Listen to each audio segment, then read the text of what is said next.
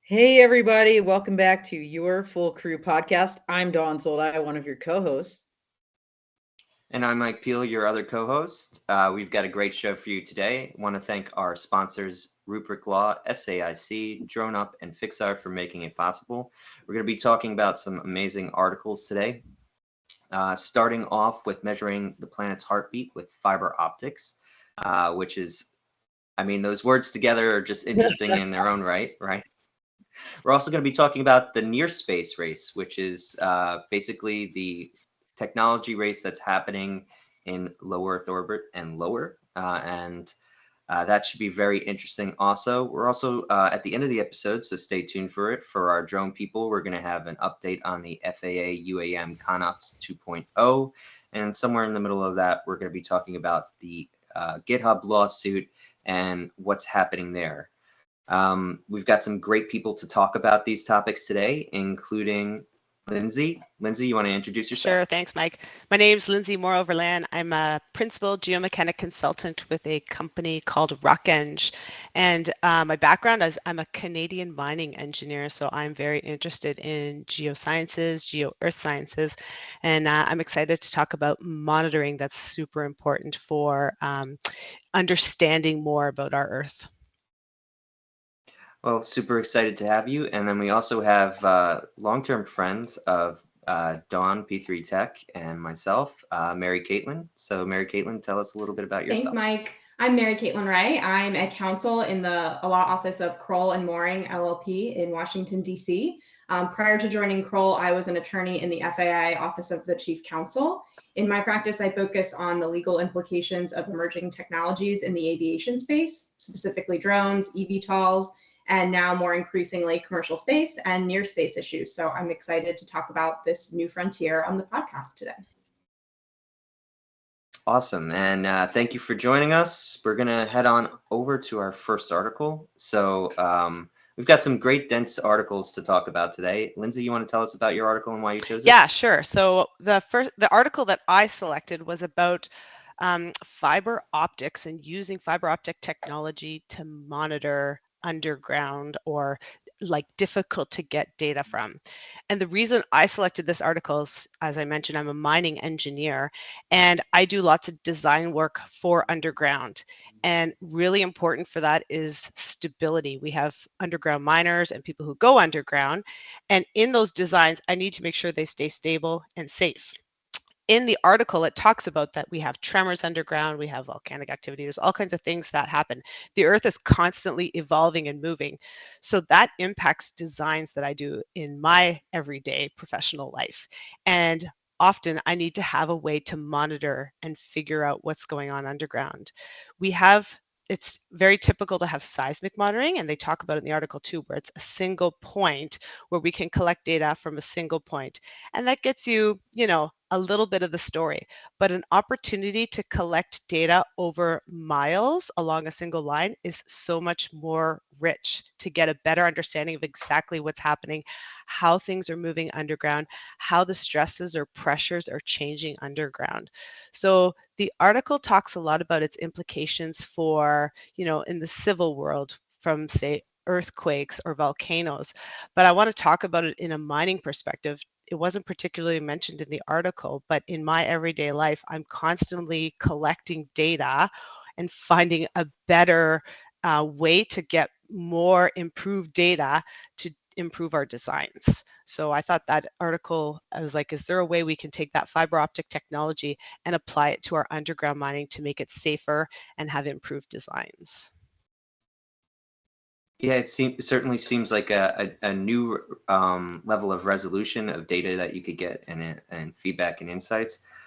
Mary Caitlin, what are your thoughts? This is really an interesting read for me. Admittedly, a kind of a new material and a new area. So I was thinking, you mentioned, Lindsay, the mining and the safety uses of this kind of technology. Do you see that there's a broader opportunity to use it, for example, in urban planning or other types of settings where it could increase the safety in those types of spaces?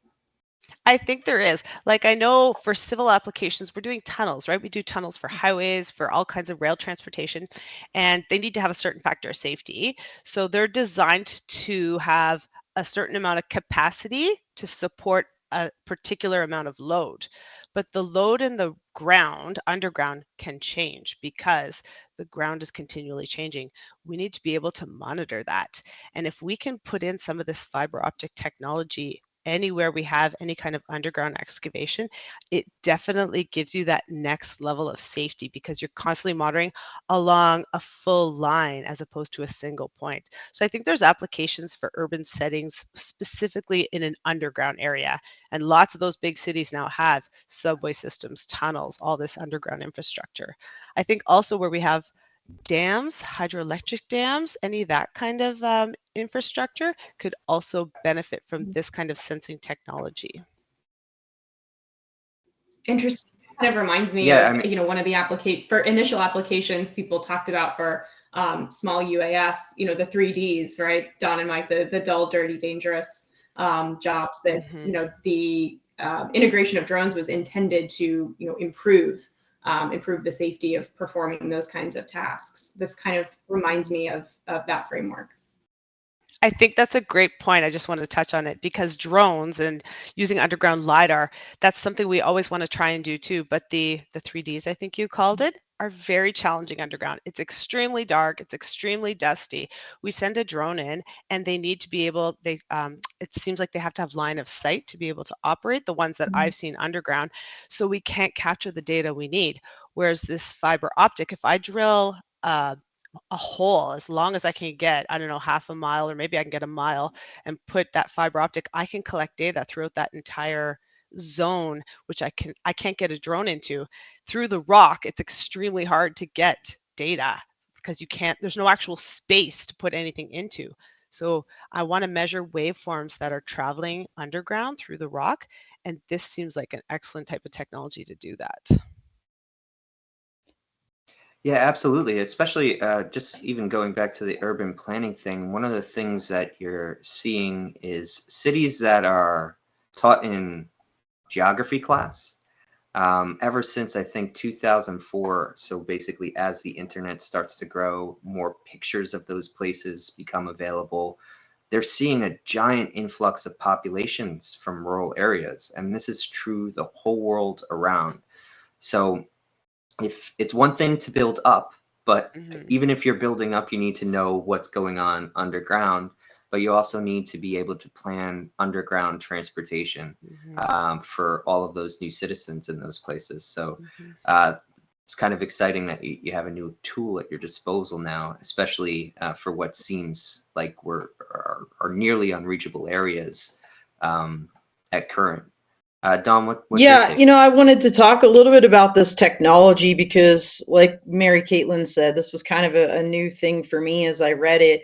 They're calling this distributed acoustic sensing, or DAS, and it's like radar but with light. And as Lindsay said, it's really better technology instead of like an expensive, hard to maintain seismic monitor that would only give you one point of information at one single location. This can be so, this fiber optic cable can be super long and provide information all along. The example they gave was, and by the way, at like 1 meter resolution, they can turn a 10-kilometer fiber into something like the equivalent of 10,000 sensors. I mean, think about that for a minute. So, I mean, just really exponentially, kind of providing data in a way that was really unprecedented before this. And it's, these scientists, I think, that figured this out I thought it was funny. They kind of used a cable that was, because these cables are not new, right? And what they were using was to monitor underground or underwater, marine animal activity. And there was a cable that was like in maintenance, and some of these scientists came in and said, hey, while this thing is down, let's try something. And what they found out was like they found a whole new area like of the San Andreas fault line underwater, which I mean, super significant, right? So to be able to think from a safety standpoint, detect, like in advance, give advanced information about when a tsunami might be hitting, and save people's lives. I mean, I just think this is really incredible. And Lindsay, I'm not smart enough to understand fully how this technology works with the beam of light coming out of the fiber optic cables, but it obviously works, and they're deploying it not only in maritime environments, but like you said, through rocks and also underneath ice. So the story really, in the pictures in that image Mike showed earlier, were from Iceland, and some of these ice, formations, and the seismic activity that's occurring underneath them. That's what they're measuring there, and talk about a really rough environment. So just really, I think, incredible technology that I'd never heard of before. So thanks for sharing this with us. Here's a quick question. Does this analogy work? It's kind of like a sonogram, but with light. I'm not sure if I know what a sonogram is, but I want to pick up waves. Like, we have waves that travel through medium. When I think of data collection, if it's in the air, you can use LiDAR. You're looking at, like, you're sending points across and picking up their reflection, I believe, right? Yeah. But you can't do that when you're underwater as well, and definitely not when you're underground in the rock mass. So this is an opportunity where we can send waveforms, or sometimes the ground automatically generates these waveforms because of tectonic movement, and you can pick it up on these fiber optics. The technology is that you have light traveling through that fiber optic, right? But if there's any disturbance in the rock, because that fiber optic is coupled. It's so sensitive. It's coupled to the rock mass. It's all grouted in place. So if there's any movement, the reflection of the light deviates. It changes. So that's how it says, oh, we've got a waveform, we've got a disturbance, and that's how it picks up any changes in the ground. That's kind of brilliant, right? Actually, wow. Yeah, and it does it at every point along a full kilometer. So the resolution that you can get over that is amazing. I think the challenge with the technology now is, okay, great, that is a huge amount of data. How am I going to make that useful into my designs? So, because it can tell me where the displacement happened in the rock mass, and then there's everything in between. And if I can get strain in the rock mass, like any deformation, how big that is, to feed that back. But the amount of data coming in all the time must be huge, because there's so many measurement points now. So do we have the computing technology or capabilities to manage all that data coming in? Yeah, in some ways, because it's a wire that light is traveling through, so it's continuous. You could actually split that up into as many points as you want, right? So you're deciding where the fixed points are.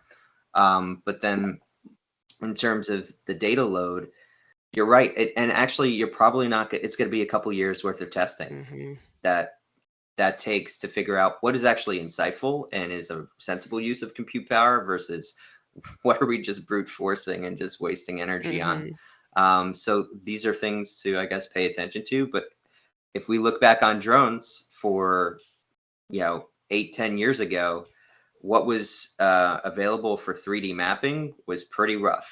And today we have things like NERFs, and the resolution is absolutely phenomenal. I don't know if anybody's seen the backyard fly through, but between a point cloud, some image capture, and some AI finagling afterwards, it looked like a literal walkthrough of a house with a drone, but it was actually just pictures that had been taken. So that's the level of that we've gotten to in a couple of years there. Now let's apply that to the whole Earth. So this is really exciting. We're going to move on to the next article. Thank you for bringing this up, Lindsay. So another interesting field that seems like we're bringing more resolution to our world. So Chinese balloon saga could be part of a new space race closer to Earth, or the near space race. So Mary Caitlin, why did you select this article, and what do you think was important about it? I selected this article because, frankly, it was a kind of a new look at this issue, related to the use of Chinese technology and Chinese aviation technology specifically, as well as kind of the regulation of new and emerging spaces within the aviation field. This article focused kind of on more the military aspects of how the use of this type of technology is driving our relations with China. I typically live in the more civil and commercial space, and looking at FAA regulations and DOT regulations, and even DoD regulations regarding the use of foreign technologies and things of that nature. So I was drawn to this article because it was a new lens on sort of the same issue that I've been looking at over the last few years. I also think it's really interesting to look at gray areas. As an attorney, that's kind of where I live. That's where I spend a lot of my time. But I find near space to be a gray area, just physically, right? Where is it? Where does it start? Where does it end? How does it interact with other types of airspace? And also from a regulatory standpoint, we certainly have some precedent from the FAA in terms of how they might handle operations in near space. And we're starting, we know from a DoD standpoint how that airspace is being used as well, but this is in no way well settled. I think that there's still a lot of questions out there, between the, multiple different kinds of aircraft that could be present in this space, right? You have free balloons, you have moored balloons, unmanned balloons. There's talk of sending stratospheric balloons into space with passengers for commercial operations. So it's definitely a new frontier. And this article, I thought, looked at the implications of this opening new frontier and how it's affecting our relations with China, which has been an ongoing issue in the aerospace and defense space. In the more recent past, we've had a lot of debates on the use of Chinese technology on drones to include parts and components under not just DoD contracts, but there's been significant debate on the use of that type of technology on state and local government contracts, other federal agency contracts. So I really see this issue as an extension of that and part of that discussion. Yeah, certainly. We're not in the world of 2010 or even the International Space Station, what it was a couple of years ago. So geopolitics do play into things a lot more today. Lindsay, what are your thoughts on the article? Yeah, so in the article, I guess because I don't work in that field too often, I had lots of questions. Like Mary Caitlin mentioned, near space. I'm like, what exactly defines near space? You're right. There is this layer on the outer surface before we get to outer space, but how do you decide where near space actually is? There's that actual footage mark, but is there something else different about that? And then from the governance or regulatory perspective, I recognize there are regulations and compliance, for our commercial airspace area. And then I'm like, got me thinking, I never thought of it before. Are there those same regulations when you talk about that near space, right? Or is that where we're missing right now? So can anybody just put a balloon up into there, or what are the rules around that right now?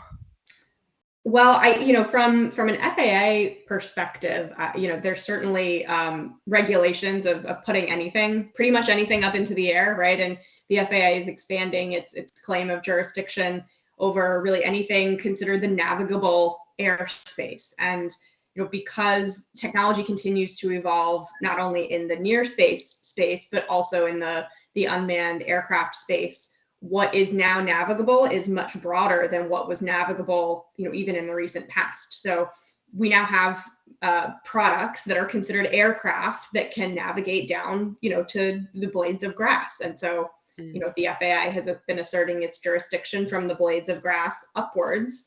I think that near space is typically thought of as that part of the airspace that's between 60,000 up to like 300,000 or so feet above ground level. So I believe, you have certain fixed wing aircraft that can operate at that altitude. So it's not outer space yet. But, there are certainly FAA regulations that regulate, weather balloons, moored balloons, a plethora of aircraft that take the form of balloons that are designed to function in this space.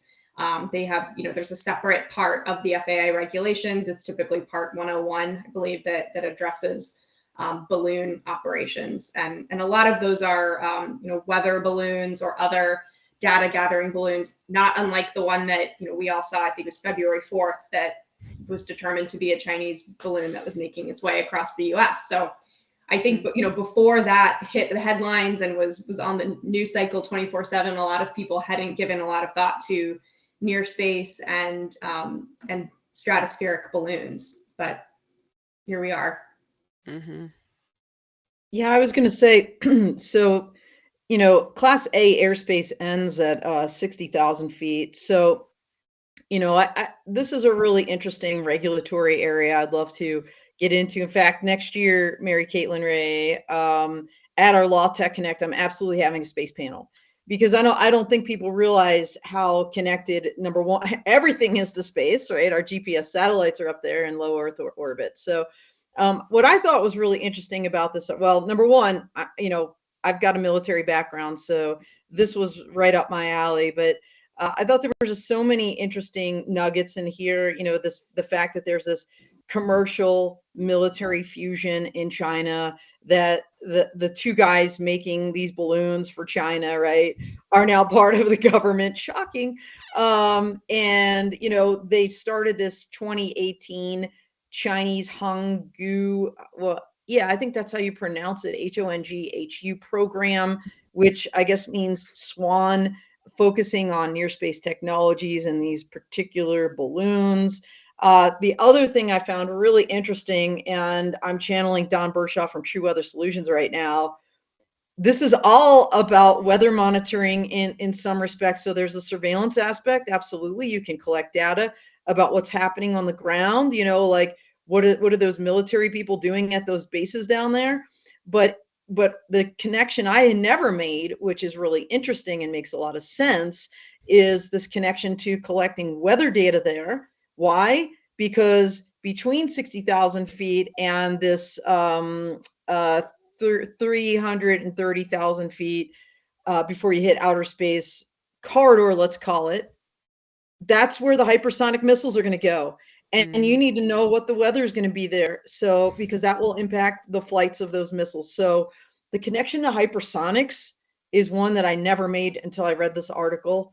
And I find it to be actually quite frightening that they've been doing this for years and building this program and not only spying on the ground, but also collecting lots of weather data that possibly nobody else has at this point to assist their hypersonic missile program. Frightening. Well, Don, I don't know if you read a little deeper into the source that was cited in the article, but I did, and I had to translate because it was in Chinese. So there might be some details that were wrong, including the name of the article. It said satellite god power. So I'm sure that is a mistranslation, but the part that they quoted, that NPR quoted, did translate exactly. And one of the things that I thought was interesting was the genesis of this perspective, according to this Chinese government statement, was our 2005 Reauthorization Act, talking specifically about UAS technology.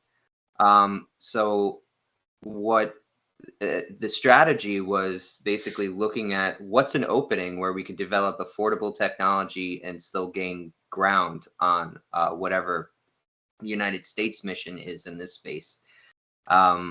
So they are thinking of it in terms of a defensive action. So that's one thing that I thought was interesting. The other thing I want to bring up that on the commercial side that I think is interesting, like especially since Mary Caitlin brought up like this being a sort of gray zone. I think about technologies that were proposed out of like Alphabet's, X projects or moonshots, like Google Loon, which was the idea of sending balloons into the same exact area of the sky, which was to provide internet services. So not just research. So we've discussed research and we've discussed military and defense applications, but also commercial applications. When is that okay to do that over somebody else's country? Like, for example, provide internet services to a country that shut them down because they don't want people communicating if it's an authoritative state. So I think there's a lot of kind of intermingling across all these lines that's going to happen now that this technology is making it readily available to traverse this area between space and sky. that we didn't have before. Absolutely. Any other comments to that? I think we're good. All right, I guess we're moving on to the next one. Deep thoughts with Mike. All right.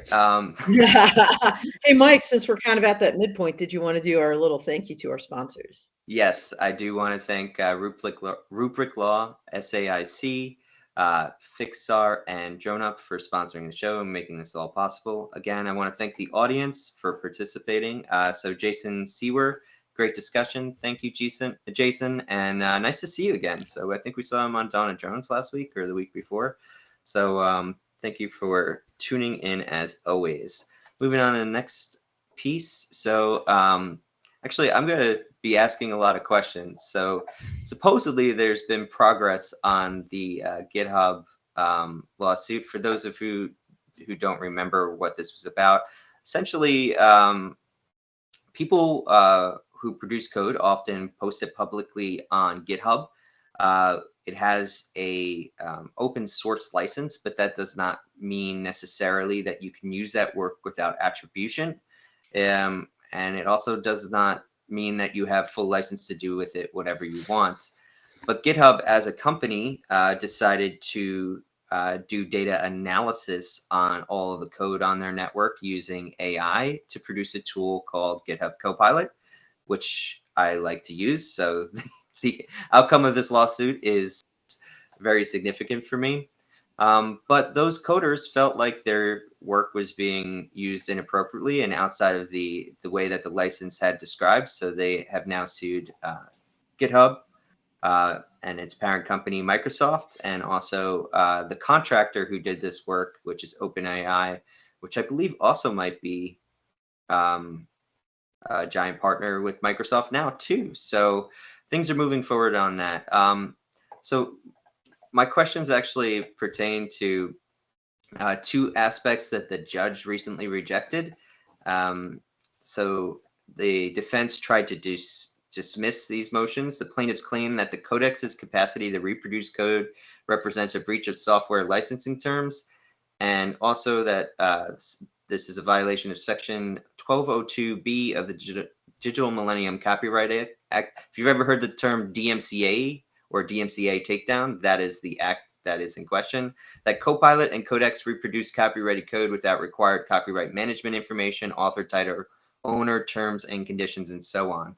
Last time we brought this up, even actually when we were first using ChatGPT live on this show, I said there seems to be an issue with attribution that I think is actually totally solvable with the technology itself. And they haven't done a good job of it yet. So I'm looking for any insights into what this actually means, what these rejected motions mean. If anybody on the panel could help me, please step up. Well, okay. I mean, so first of all, Mary Caitlin and I were talking before the show. I mean, neither of us are IP attorneys. We're both attorneys. She's practicing. I'm not, although I still have my license in good standing. You know, what this is just kind of a stage of the case where the defense, which is Microsoft, GitHub, and that crowd, is trying to basically just get rid of a bunch of the plaintiff's claims against them. And the judge rejected, significantly dismissed, that aspect of their motion. So what that means is in two respects.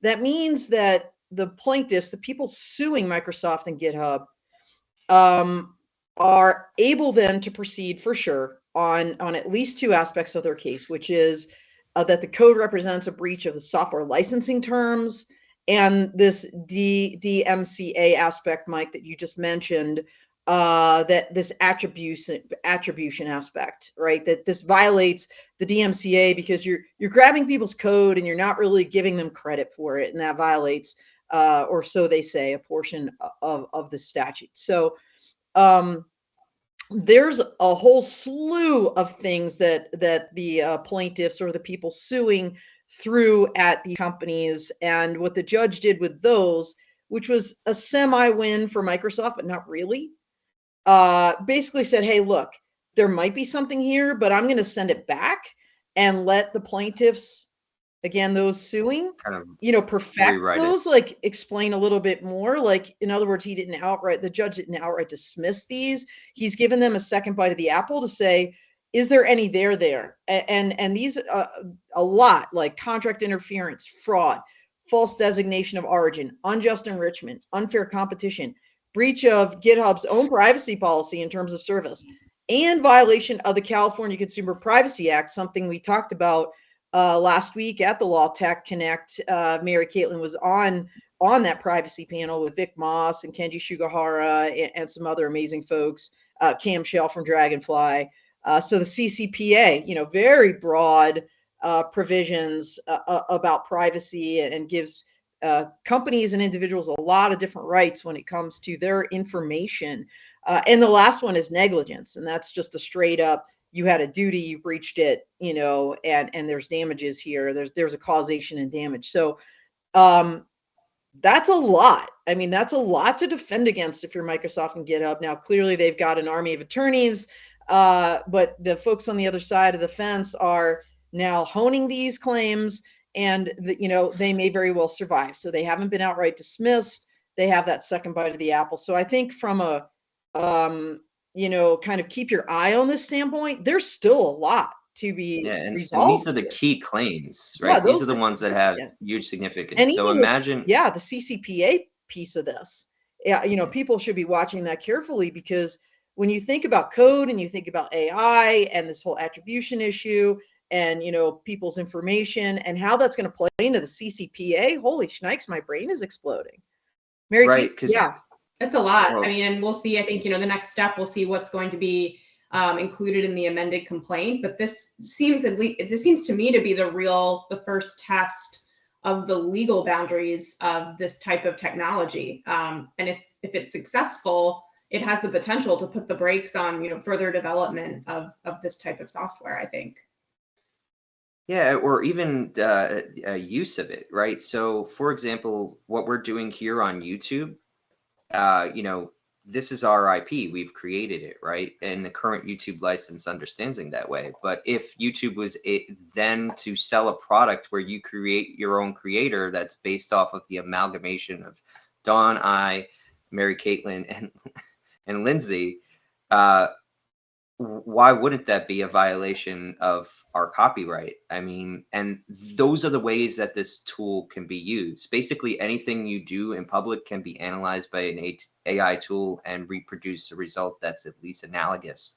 So source and attribution, I think the outcome of this case across all lines, not just here in code, but probably with Midjourney and Stable Diffusion, so the image generation ones, but even ones that'll be able to provide data insights, like how are you able to do that? Where did that data come from? And do you have to rightly attribute it? So I think this is probably the most significant case in AI, and I hope it continues to be kind of held up that way, because I think it's going to have repercussions for how this technology can be used. I have a question, if that's okay, from somebody who doesn't do too much AI work, but I am involved in generating code, and we have it all very under proprietary, like it's all under our own area, so it's not shared. And I'm trying to understand why people would put their code they've generated themselves into, say, an open source environment. Maybe somebody can help smiling explain because that.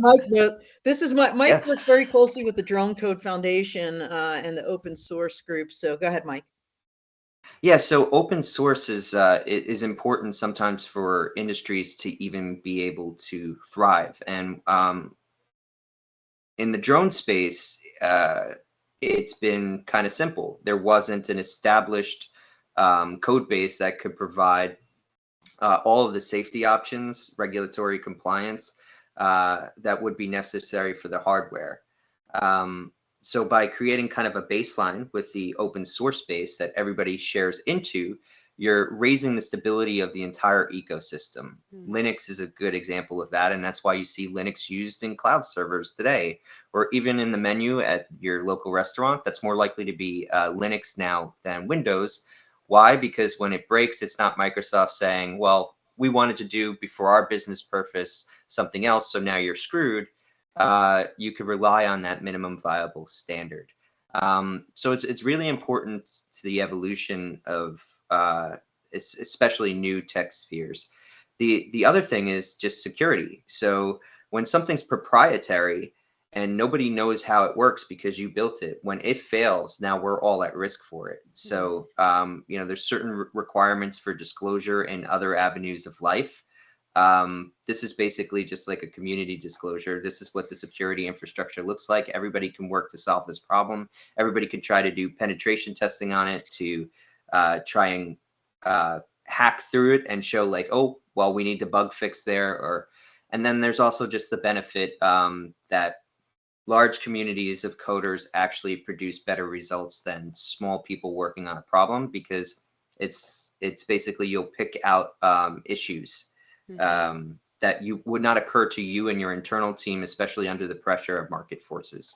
So all of those are the reasons why open source exists. And then for the individual coder, a lot of it is portfolio building. So much of this code is actually people that either got out of school or while they're in school produce this benefit to everybody out there in the public, and they get a job out of it. And then a lot of those people continue contributing because they saw the benefit of it to their life and their ability to dip into the pool and borrow code for whatever purpose they're using for is available. But all of that is based on the understanding that you will be properly attributed.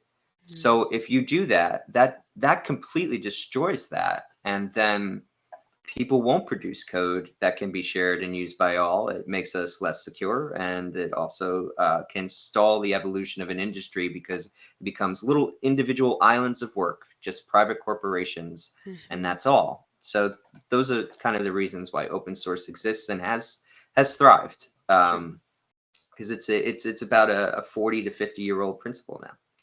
And GitHub actually made it explode because it made it literally shareable from one end of the earth to the other, not just in a book somewhere in a library. So this is a core violation of the principle, what Microsoft did here with GitHub. Yeah, so Lindsay, I had the same question, and I actually last year went to the PX4 Developer Summit, and that's part of the Drone Code Foundation. They put on this conference every year, and it's, Mike, what's the larger event? It's connected. It's like the open source group. The large, oh well, that was that's not always connected, but yeah, Linux Foundation is they were running co-located events at the same place. So yeah, the Linux Foundation. Yeah, so this whole crowd was there, Lindsay, and I learned so much just by walking the floor. And I wrote an article for Drone Life specifically about the needs or how the Drone Code Foundation and this open source is serving the drone community, and security was one of those aspects. So I learned a lot at that, and everybody, if you it's maybe one that you never thought to put on your scope. But that conference, the PX4 Developers Conference, is going to be in New Orleans over a weekend this year, the weekend of October 22nd. So if you want a fun weekend in New Orleans and then you want to learn a lot and meet this open source crowd, I encourage you to join, to check that out and consider attending that event. I did for the first time last year. It was really educational for me. I learned a ton and met some really great folks. And like I said, there's so many different ecosystems that touch the drone world and the electric vertical takeoff landing, advanced air mobility crowd, and coding is one of them. These are flying computers, right? And same with space. I just went to the Space Symposium a couple weeks ago. So it's been really fun to tap into these other groups that I have never historically been involved in, because they're really all connected.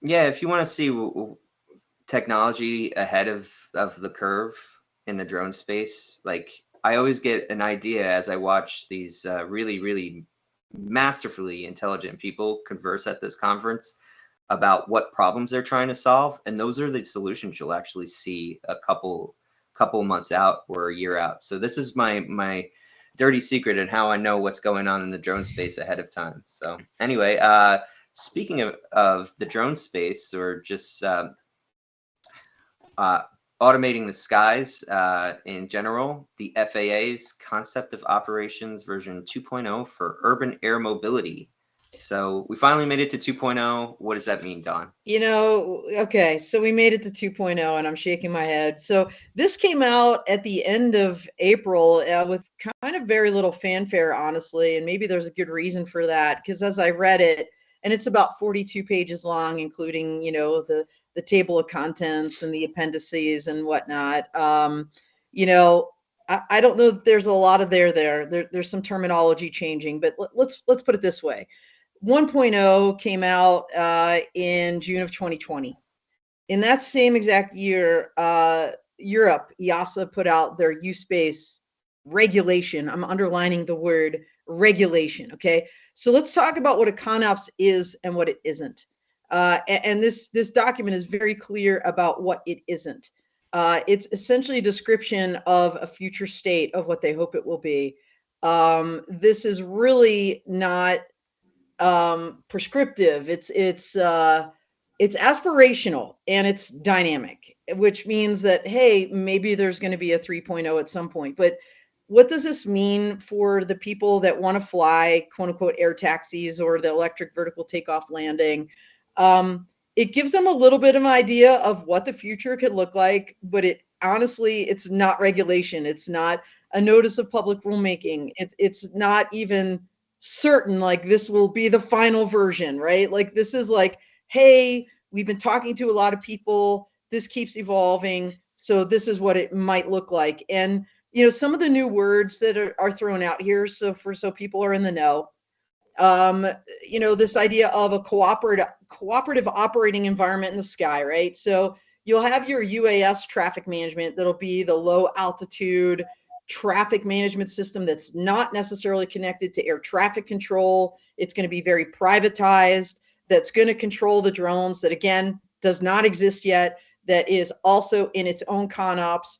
This extensible traffic management, or XTM is what they're calling it, it's going to complement traditional air traffic services or air traffic control, and it's going to be part of this holistic environment for future passenger or cargo carrying aircraft. Okay, so that's what we're talking about here. They're talking about corridors quite a bit, so I want to underscore that, because Mary Caitlin alluded to this whole FAA controls down to the lowest blade of grass, and that kind of federalism argument of, where does the airspace begin and end when you're, talking from a state perspective, and people's private property or businesses. Here they're talking about corridors, and they don't even say like exactly how high they'll be and what airspace and how, but there's definitely going to be transit areas, right? Because you got to get from the ground up to that corridor, however high it is, and how that's all going to work. A couple major assumptions in this document. Number one, the FAA maintains privacy over UAM and the national airspace, period. Number two, there will be some common operating procedures, or COPS, developed. Now, I'm going to ask this to Mary Caitlin, because this COPS, common operating procedures, this is not a term I'm familiar with, like in the regulations. We have CFRs, we have regulations, we have advisory circulars. I never heard of a COP. I mean, other than, the ones walking a beat on the street. Like, what exactly is this thing? What's the legal, kind of hook, if you will, for this COP concept? I mean, we're going to have common operating procedures that we're all going to, as an industry, agree on. And so what does that mean if you violate them? Or I'm not really sure. So hold one, Mary Caitlin. Let's get to that in a second. They also talk about all different levels of automation. I mean, I'm not going to go through the whole thing because I outlined it all. It's huge. But what we already knew was the initial operations are going to be with a pilot on board. Okay, and they're going to be short-term hops, like probably what you're seeing with Archer and United, where Archer Aviation has created the Midnight. In fact, I think just this past week, they rolled the first off the production line. And the idea is this thing is going to fly people Uber-like style from, downtown Manhattan to Newark Airport. Like, That's the vision for this like kind of stage one, and they're laying the foundation for that. You know, here's a couple other things I want to throw out there before I turn it over to you guys to talk about. We already knew about this idea of a supplemental data service provider. That's in USpace. That's also in UTM and UAS traffic management.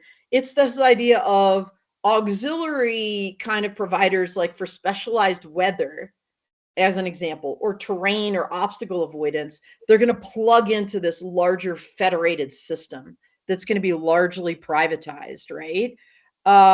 But you know, there's also things like demand capacity balancing and cooperative flow management services. I mean, lots of terminology here. How at the end of the day this is all going to work is going to be really interesting. Like I said, 44 pages, but super dense. And what's honestly to me disappointing is we've changed some words. We put some cool diagrams in this document, but I don't feel like we're actually closer to doing these operations, other than maybe the Archer scenario where, and this was a surprise a little bit, they said we're going to have them plug into air traffic control. Okay, so there's a path for them, but you know, for higher levels of automation, you know, how do you deconflict when there's more than just Archer out there in Newark? I don't know any of those answers, and I don't think this document answers it, but I would love to hear Mary Caitlin's perspective on that. Well, I think you're absolutely right, Dom, to be pointing out and focusing on what this document is and what it's not. I mean, I think we are still a ways away from, you know, a notice of proposed rulemaking on this, or even like an advanced notice of proposed rulemaking, which would essentially just be kind of an information collection on the part of the FAA in anticipation of you know, rulemaking in the near future. You know, this isn't a regulation. This isn't a guidance document, you know, and we even know, you know, the FAA can't regulate by guidance. That's, you know, they can get seriously, they get dinged, you know, by the IG for things like that. They don't regulate by guidance, but this isn't even an advisory circular. So this isn't guidance. We're still a number of levels away from this being a regulation or anything that's sort of creating the framework for a regulation. I think it's interesting, you know, you noted this concept of like the COPs, you know, they're introducing new terms. You know, the FAA has a number of pilot programs that it's running at any given time. And I don't know the answer to this because I'm no longer kind of on the inside of the FAA pilot programs like I was when I was working on the UAS IPP. But there have been a number of UTM and UAM focused pilot programs that the FAA has run over the last few years. And I know, you know, I would imagine that some of the terms and the ideas that have evolved, you know, from where we were at 1.0 to where we are at 2.0 may have come out of, you know, data and ideas and feedback that was collected out of those programs. But I will be interested to see, you know, whether and to what extent this is addressed in the upcoming reauthorization, because that's where the rubber will really hit the road. You know, that's where Congress will direct the FAA to do something with this ConOps, to initiate a rulemaking.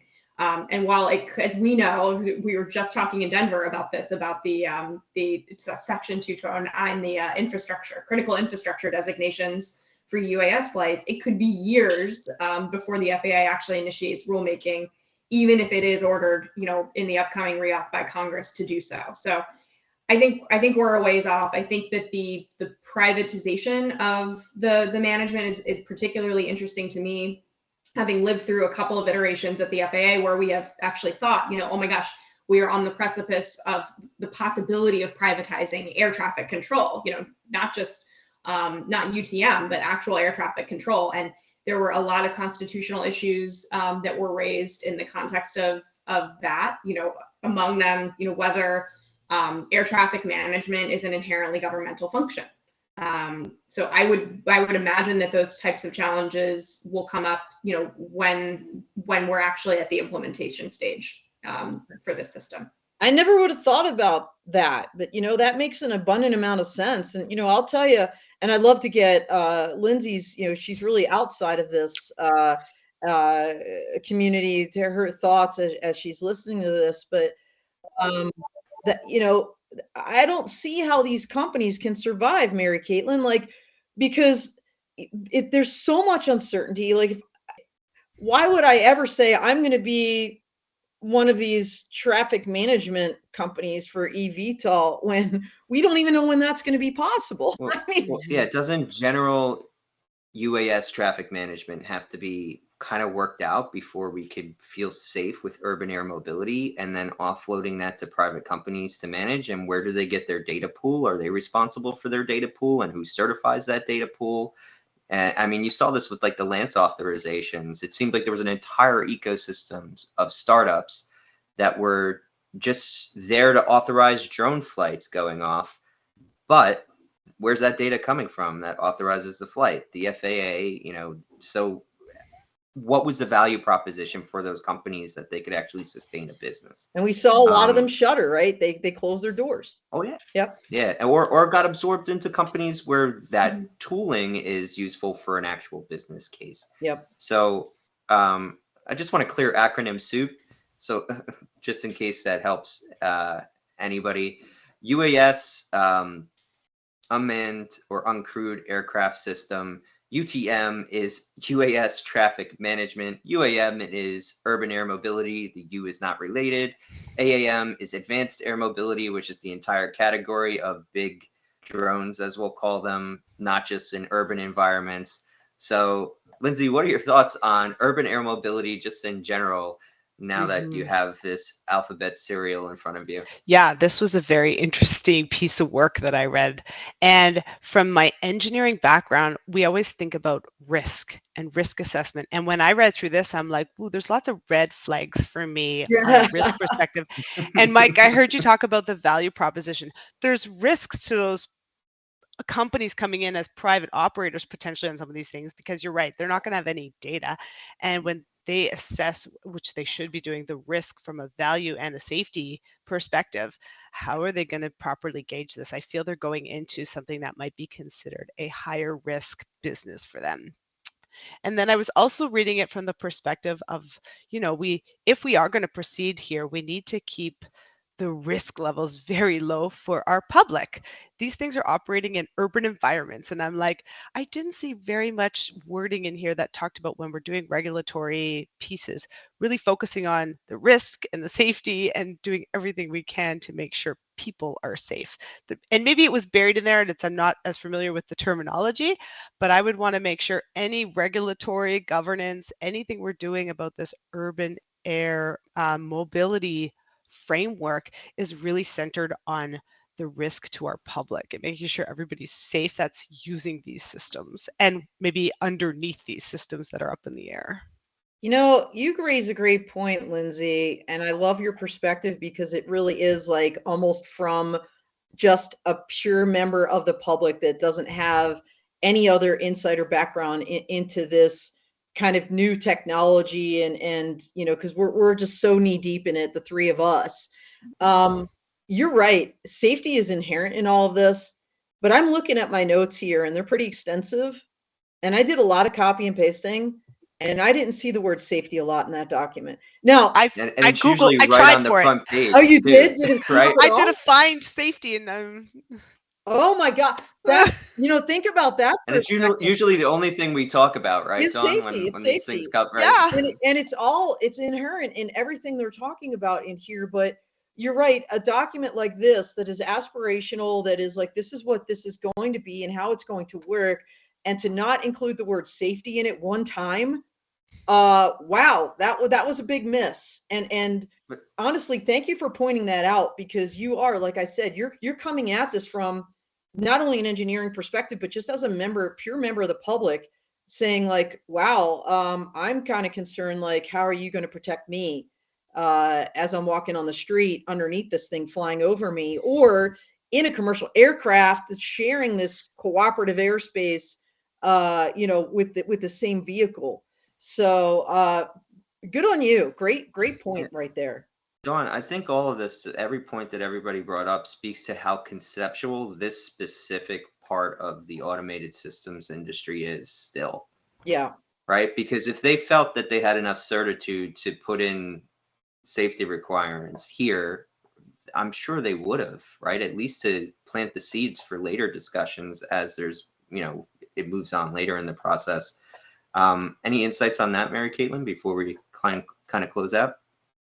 I think that will be the key, right? Are going to be, what are the airworthiness criteria, for the aircraft, but then, and that's only part of the equation, right? And I think we've made, we've made progress in that space. We've seen special airworthiness criteria issued for a number of manufacturers in the Federal Register, kind of as they're moving through the type certification process, which is great. That's fantastic.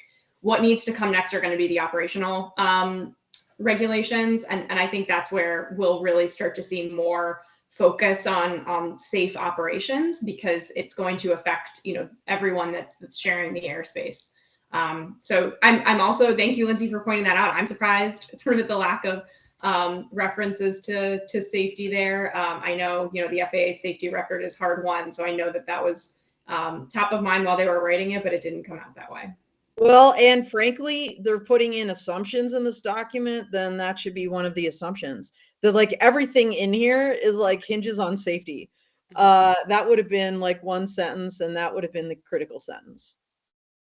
Yeah, but like I said, I think we still got a lot of time, to be honest. I think all the companies that are engaging in this space actually finally understand that too, right? Because if you look back when Uber thought they were going to do their thing, like that was completely almost harebrained. But I mean, to their credit, they did move people forward and say, okay, maybe this is possible, or maybe there's at least a base level of technology that might make this a worthy pursuit. And a lot of the companies that engage now are traditional aviation or had ties to traditional aviation, and understand like this is not going to be a 5-year turnaround. This is going to be a decade. And it's going to be, if you own it, if you own even a piece of it, it's going to be very valuable. So anyway, we have to close out the show. Thank you so much. We had some great perspectives here today. Thank our guests, Lindsay and Mary Caitlin. Thank you, Jason, for participating in the chat. And thank you all of the other viewers who are out there today. Also want to thank our sponsors, Fixar, SAIC, Rubric Law, and DroneUp for making this show possible. We appreciate what they do for us. Dom, we've got some great stuff coming up in the next week or so. You want to talk about it? We sure do. So we've got Doodle Labs on the Dawn of Drones on Wednesday. They're a Blue UAS component maker. They make this really cool 6-band Helix mesh rider radio. So check that out Wednesday, 9 a.m. Mountain Time. And then Thursday, we've got Sean Gare. He's with the Energy Drone and Robotics Coalition.